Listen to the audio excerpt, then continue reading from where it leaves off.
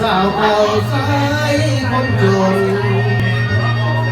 ย้อนเหตุผลคือความทุกข์เจ้าว่าพ่อ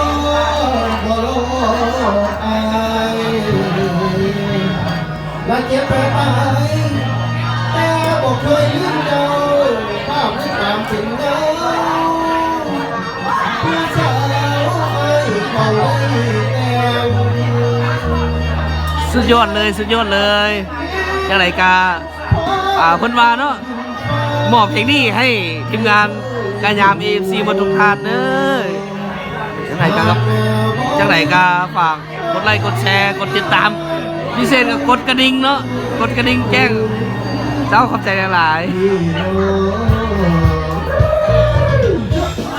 ปล่อยกันเลยจับดังแหกเลยครับตู้ปล่อยดังแหกเสียหลายดังแหกอันอะไรเนี่ยเอาครับ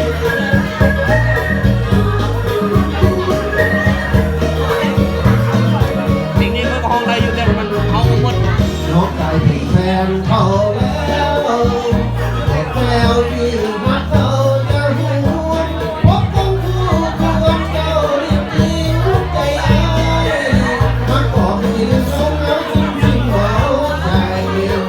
ไม่ว่าสนาเจ้าทางฝ่ายยังพายวันที่ก็เดินจากไปหัวใจอายขอขมาสาวเท่านั้นยังหักยังแข็งใจไอ้คือโทรหาผู้ที่ยังบอกทุกฟังสุดทุกบาทก็คอยลมหายใจเลิกนิสัยที่มาคอยเป็นเพื่อนดาบที่เดือดมันมาถึงวันใกล้วันที่เจ็บแค่หายก็เลิกออกกับพี่ให้เท่ากันก็ดีจะเลิกไอ้มาทำได้ลงคนใจร้ายพ่อผู้ไม่ก็ให้ลงหัวเก่ากินยาพอแล้วครั้งหน้าที่แฟนเก่าโคตรเดินได้แค่สาวให้เขาเรียกเธอว่าแฟน ส่งมาเลยสิส่งมาหรอวะเดือนพวกแข่งเจ็บและแสนก็โรดเก่าเราบุญถือว่าบุญใจหน่อยเพราะพ่อในหัวข้ามเจ็บปวดบางไห้สุดคอยน้ำใจเธอสงสัยก็คอยยิ้มดีด้วยไปสวยขอให้รวยสุขภาพคนนั้นทุกอย่างส่วนอดีตทางงานคือไอ้อยากยืนได้ เข้ายามอนต่อประมาณร้อยคะแนนไปกินปลาแซลมอนอยู่บ้านเราต่อ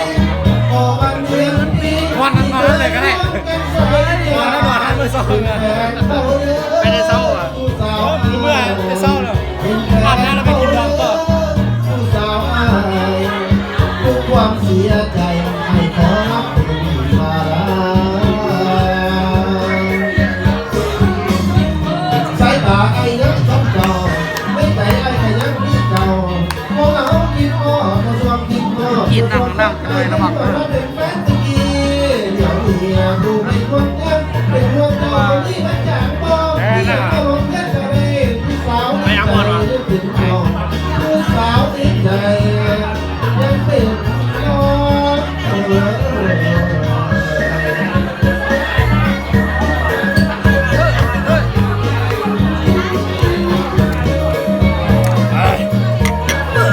มาแล้วพลังเบ็ดเด้อ